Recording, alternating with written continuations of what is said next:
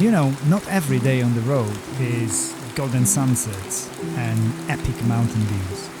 Sometimes it's just rain. Days of it.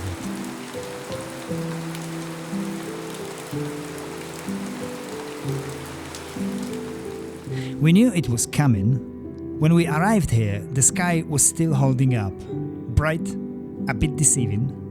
There was even a drive-thru right by the parking spot. So we treated ourselves to some vegan burgers. Sitting there in the sun, watching the clouds roll in, pretending maybe that the rain would pass us by this time. The weather channel say there's gonna be a moderate thunderstorm. It didn't. Few hours later, the first drops started to fall. Soft at first, then endless. And suddenly, you are parked somewhere between here and nowhere. 10 square meters of freedom turning into 10 square meters of confinement. The world outside is soaked and still, and there's nothing you can really do about it.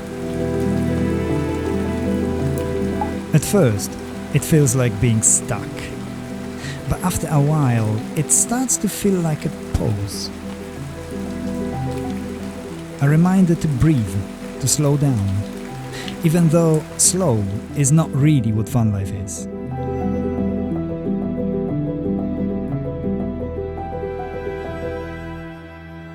Before we started this life, I thought we'd be taking it easy. But it turns out Vanlife isn't calm, it's alive. It's messy, unpredictable, constantly moving.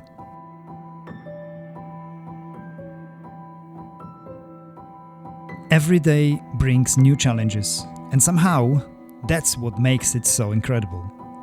Even on quiet rainy days when the road feels far away and the clouds won't leave us alone, we are still right where we meant to be.